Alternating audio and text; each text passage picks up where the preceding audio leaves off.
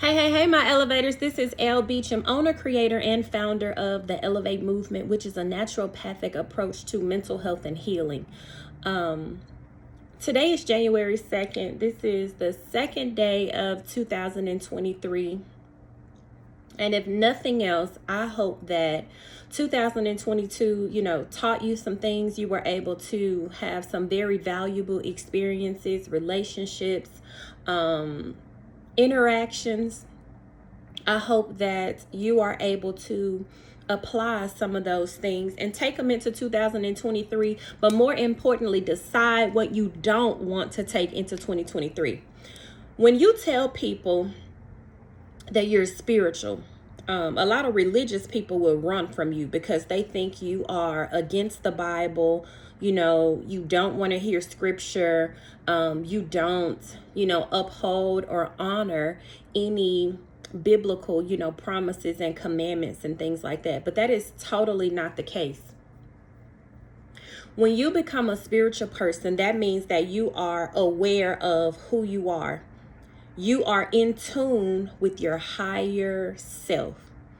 What that means is when you encounter people, places, and things, you question yourself, is this for my highest good?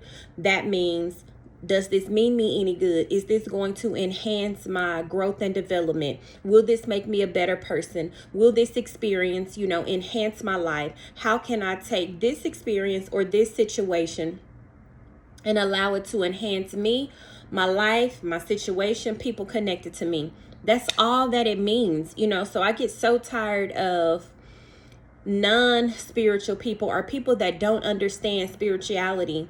They try to create this divide between spirituality and religious, and it's just not that. And I just wish people would make themselves aware that when you become spiritual, it's more of a you thing. It's not about everything around you, but it's totally about you, like what you need to do to become a better person.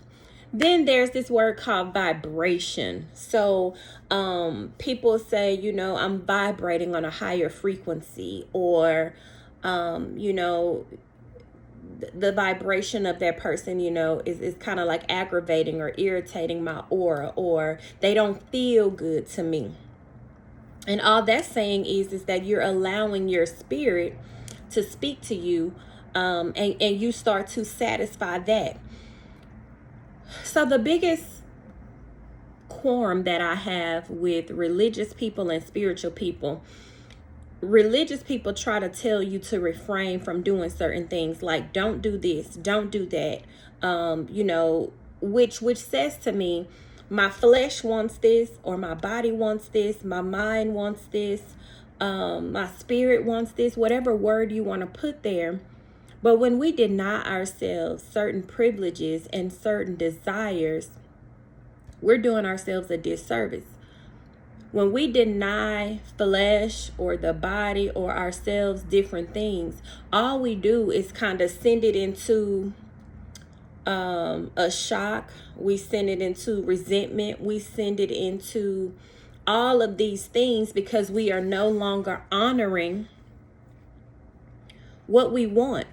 So when I say stop denying yourself some of the things that you want, that means if it's intimacy that you want, if it's adult relationship, if it's conversation, if it's going out, if it's having a drink, if it's, dancing, if it's twerking, if it's having sex, if it's going to buy something, we have to get out of telling ourselves no every single time or for everything, because we don't get the lesson. You never know. If you were to indulge in whatever it is that you want, you may come out on the other side with a deeper understanding as far as who you are, and why you want those things and why it's so frequent. You develop a better understanding of yourself. When you are able to grant yourself some of the things that you want, there comes an integrity. You are now incorporating humanity, and integrity. And what I mean by this is I'm satisfying the human side of me.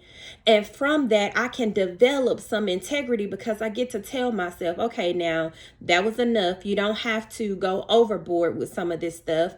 Or that's a good, dose of whatever it is, right? Where you don't overindulge, you give yourself just enough so that you can continue to grow and function and move about in the day. When you learn to integrate the human side of you, you can now start to develop like these morals and values that work for you. Not the ones that the church gave you, not the ones that Big Mama and them gave you, but you get to decide and determine what your do's and don'ts and how much of that you will do and how that's going to work in your life. So 2022 was a very trying year for me, from people that I dated to a fucking narcissist, trying to expose me and doing, some real foul things. But what they didn't know is that not only am I covered, not only am I kept, not only am I here to do some healing work, I won't say that I'm untouchable, but what I will say is that I'm protected. So no matter the ploys that come my way, I'll experience some things, as we all do, because I'm human. But the spiritual side of me is that I'm protected.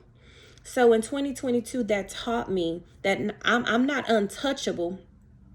But I got to be very careful as to who I allow in my space. Because, see, sometimes you can tell people some things that they will use against you, which leads me into this 2023. This is January 2nd, and I'm about to get up off this couch. I'm about to get my workout on. I'm about to clean up and do my chores. I have been very intentional with my journal today. I made it all cute, and I wrote some stuff out that I need to do as far as business goes.